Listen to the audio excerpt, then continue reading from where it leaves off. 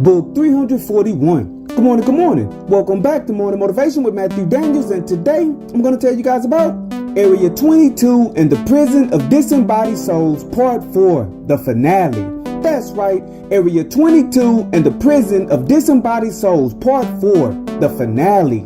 But what is Matthew Daniels talking about? A long time ago, in Area 22 and the Prison of Disembodied Souls, Part 3, the man looked around the lab at the various cages. So, he said, before I help you, I have a question. Which one of these clones do I descend from? The shadowy figure said that he would show him, and he guided him to a cage with a man seated with his legs crossed, eyes closed, and his head bowed down in a meditative pose. Reading the plaque bolted down to the front of the cage, he found out that this particular clone was created from an unmarked grave in a North African kingdom once called Numidia.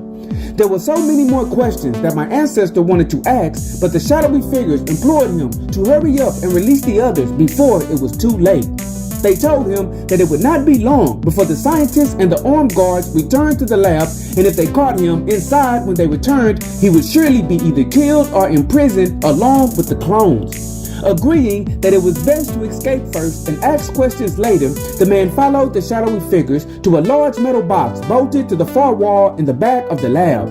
Opening it, he saw literally hundreds of multicolored wires crisscrossing one another.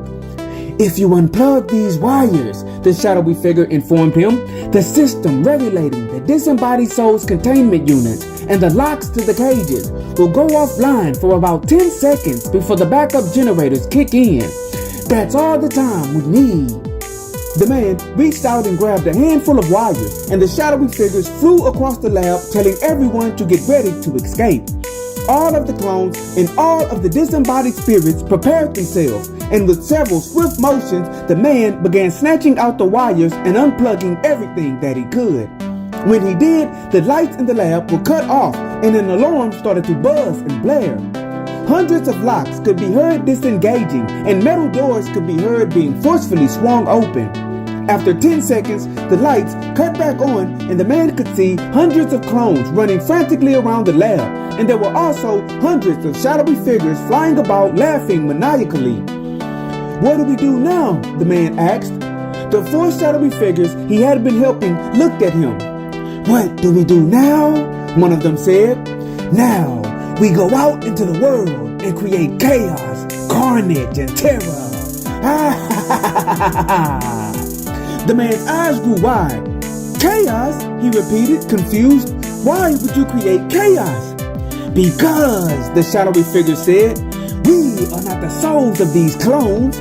We are the demons who tortured their real souls in the afterlife.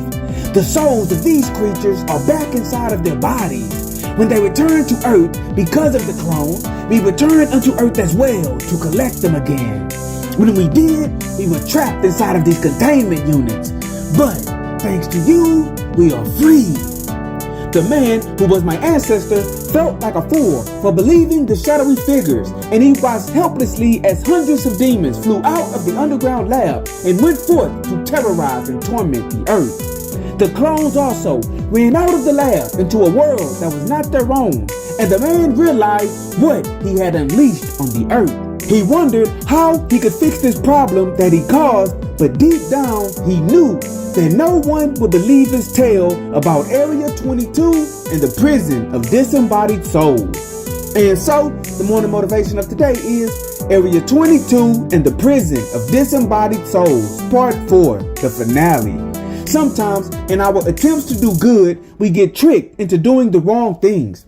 This is why it is important to properly vet the people you hang around and the people you take advice from. Do not make friends with a person before you know their character. And if you already have a friend who turns out to be a bad influence on you, it is in your best interest to distance yourself from them. All too often, we get deceived into believing we owe a person something, when in reality, the real person you owe is yourself. You owe it to yourself to be better than you were yesterday, and you owe it to yourself to make the most out of life. You owe it to yourself to be pure-hearted and level-headed, and you owe it to yourself to seek peace out of existence. So today, as you go about your day, do not listen to bad people and always strive to do that which is good. And remember, you are awesome, you are amazing, you are wonderful, and you are great. And you are going to change the world. I just hope I'm still alive to see it, family. I'm out. Good morning. To order books in the Morning Motivation with Matthew Daniels book series, search Morning Motivation with Matthew Daniels on Amazon.com or visit www.dandyandbigherm.com.